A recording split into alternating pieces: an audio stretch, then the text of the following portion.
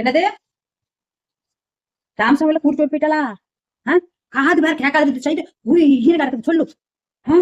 ஏ என்னடி ராணி, உனக்கு எப்படி தெரிஞ்சது? எப்ப கூட்டிட்டு வரனா? அது ரெண்டு அப்படியா? அவன் முதல்ல அவங்களுக்கு தெரியாம போச்சு. அந்த ராமசாமி பிள்ளைய படி வேக்க கட்டினா எப்ப போனது எங்க வீட்டு குஞ்சாமணி கூட்டிட்டு வந்துட்டியா?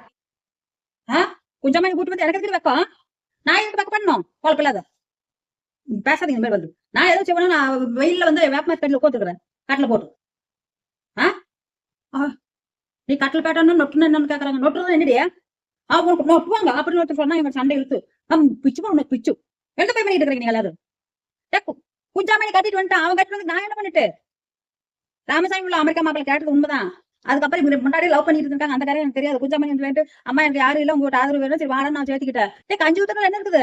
ஆளுக்கு ஒரு வேலை செய்யலாம், கஞ்சி குடிக்கிறாங்க. நான் கஞ்சி குடிச்சு ஊத்திட்டு அவளுக்கு போய் ராமசாமி பிள்ளை இருக்கு, ராமசாமி பிள்ளை இருக்கு போய் லவ் பண்ணி வரணும்னு சொல்லுவேன். எங்க பேச இருக்கிறேன் நான் இருக்கு ஆளுல பாரு ஆளுல. இதுக்குதான் இந்த ஊர் பக்கம் வரலைங்கிறது. நான் பாட்டு செவனே கிடக்குறேன்னா எதுக்கு வராம இருக்க உங்களுக்கு புரியாது. முதல்ல கொஞ்சம் புரிஞ்சு தெரிஞ்சுக்கிட்டீங்கன்னா இப்ப பேச மாட்டேங்க. ஆமா, எப்ப பார்த்தாலும் ஏதோ சொல்லி சொல்லி கிடக்குறாங்க. என்ன போல பங்குதுல என்னமோ பண்ணி வச்சுட்டு இருக்கிறாங்க எல்லாரும். நம்ம என்ன சொல்றதுன்னு தெரியாம உட்காந்துருக்கு. எதை பேசுற என்னமோ பேசினா ராமசாமி பிள்ளை போய் கூட்டிட்டு போயிட்டு எப்ப போனது குஞ்சாமணி எப்ப கல்யாணம் பண்ணது இப்ப கேக்குறாங்க.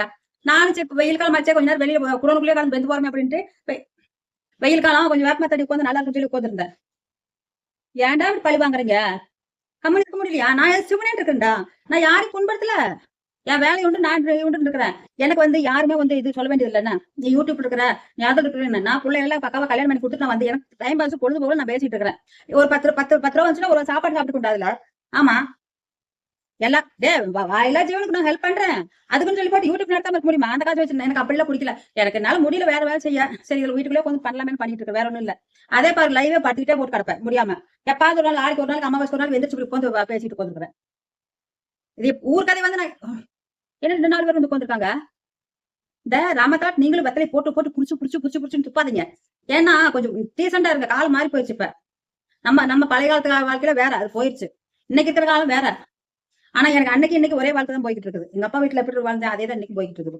திங்கிற கொள்ள ஏதோ கடவுள் புண்ணியத்துல கஞ்சி ஊத்துறாரு. தண்ணி கஞ்சியா இருந்தா தண்ணியா இருந்தாலும் சாப்பாடு எதா இருந்தாலும் சரி தண்ணி ஊத்திட்டு இருக்காரு. கொஞ்சம் சுகர் என்ன அதிகமா போச்சு. அது கூட ஊருக்குள்ள பேசுவீங்க. சுகர் தானே டென்ஷனாலே சுகர் ஏறுதுடா. டென்ஷனுக்கு சுகர் ஏறும். அது நான் ஏதோ குட்டுவாக்கில் நான் ஓட்டிட்டு இருக்கிறேன். காசு தீர்ந்து வருமே அப்படின்னு டெஸ்ட் கூட பண்ணாம பண்ணிட்டு இருந்தேன். இப்ப சுகர் 105 இருந்து 85 இது 505 வந்து இப்ப 750 வந்துருச்சு. முந்தானத்து 350 அப்புறம் 450 அப்ப 550 இப்ப 750 650 தாண்டி 750 வந்துருச்சு. சொல்றதும் சொல்லும் என்னுடைய கதை தான் நான் பேச முடியும். ஊர் கதை எனக்கு வேண்டாம். ஏன்னா நீங்க என்னமோ பண்ணிக்கீங்க என்கிட்ட போக பேசிக்கீங்க. குஞ்சாமணி கூட்டியாந்ததுக்கு நான் போய் கல்யாணத்துக்கு போய் நான் செஞ்சு வச்சேன். அவங்களா கட்டிட்டு வந்துட்டாங்க தாலி. இப்ப எங்கிட்ட வந்து உட்காந்துருக்காங்க. வீடு என்ன ஒரு கட்டலாமட்டு போட்டது. அந்த வீடு என்ன வேலை அப்படியே கிடக்குது. அந்த வீட்டு வேலையும் பாதியா நிக்குது. காசு இருந்தா தானே கட்ட முடியும். பேயோட்டம் அதெல்லாம் காசு சம்பாச்சுமா கம்நாட்டு பிள்ளைகள் அதுல சமைச்சு போறக்கே பாத்துல எங்களுக்கு. என்ன நான் 4 ஆட்டுக்குட்டி மாட்டுக்குட்டி வச்சு கழிச்சிட்டு அந்த கொஞ்சம் அந்த சுக்காத்தாலும் முனியாண்டி பண்ணி பாத்துக்கிட்டு இருக்காங்க. சரோஜா வருவா 2 நாள் வந்துருவா. பேர் கேக்குறது சரோஜா ஏன் ஏன் ஃபேமிலி நோண்டி கேட்கற உங்களுக்கு என்ன தெரியாம கேக்குறேன். எதுக்கு அப்படி கேட்கணும்? அப்படியா? இனிமே எனக்கு தெரியலையடி. எப்ப நடந்துச்சு இது? ஒரு வருஷம் ஆகி போச்சா நடந்து?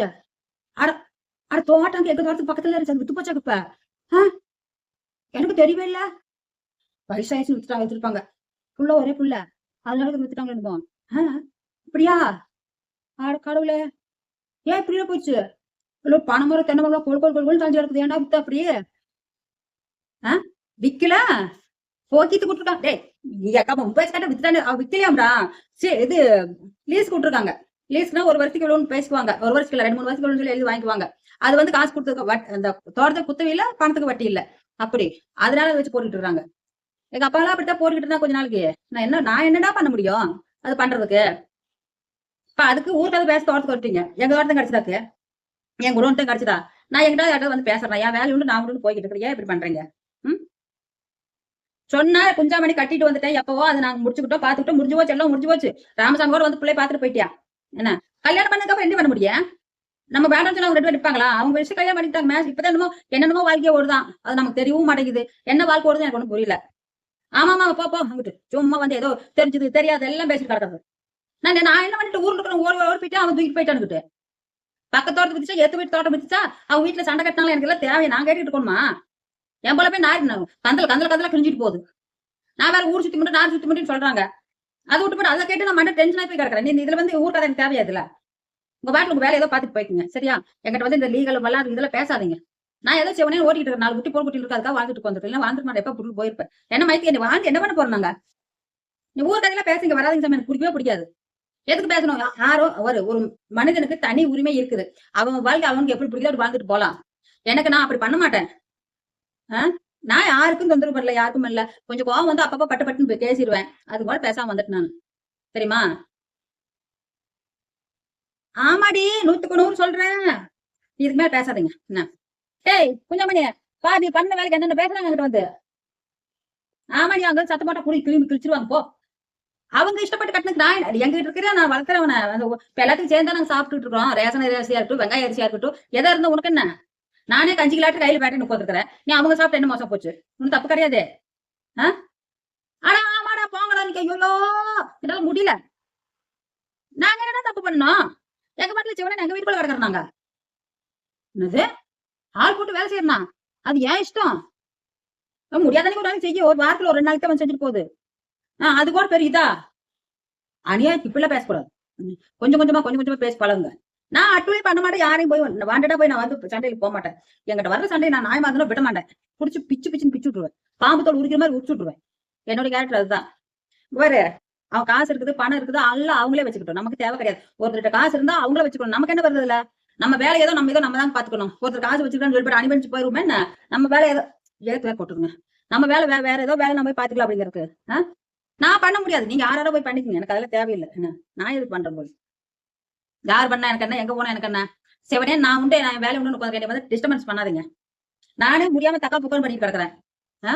சிவனுக்கு போல வழக்கமா விளக்கு போட்டு சாயம் போட முடியல. வேற விளக்கு மட்டும் தேவை மட்டும் போட்டு எரிஞ்சிட்டு இருக்குது. என்ன பண்ண முடியும்? முடியாத இடத்துக்கு அப்படித்தான் இருக்கணும். எல்லாரும் ஒரு வயசான ஒரு காலத்துல முடியாம தப்பா இருக்கும். எங்க சித்தப்பா வந்து முடியாம போய் இறந்துட்டாரு. நான் என்ன பண்ணிட்டு இருக்கு சொல்லு பாக்கலாம். போயிட்டாரு. நான் என்ன பண்ண முடியும்? கஷ்டமா தாங்க இருக்குது. இருங்க மாட்டி கூப்பிடுறேன் உங்களுக்கு.